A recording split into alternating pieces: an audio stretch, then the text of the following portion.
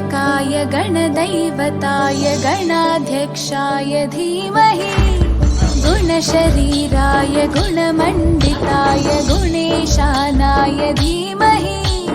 गुणातीताय गुणाधीशाय गुणप्रविष्टाय धीमहि एकदन्ताय वक्रतुण्डाय गौरीतनयाय धीमहि गजेशानाय भालचन्द्राय श्रीगणेशाय धीमहि एकदन्ताय वक्रतुण्डाय गौरीतनयाय धीमहि गजेशानाय भालचन्द्राय श्रीगणेशाय धीमहि गानचतुराय गानप्राणाय गानान्तरात्मने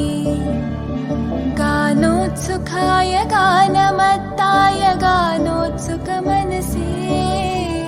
गुरुपूजिताय गुरुदैवताय गुरुकुलस्थायिने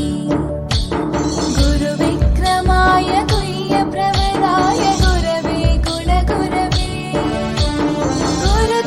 गुरुदैत्यकलक्षेत्रे गुरुधर्मसखाराध्याय गुरुपुत्रपरित्रात्रे गुरुपाखण्डकण्टकाय गीतसाराय गीततत्त्वाय गीतगोत्राय धीमहि गूढगुल्फाय गन्धमत्ताय गोजयप्रदाय धीमहि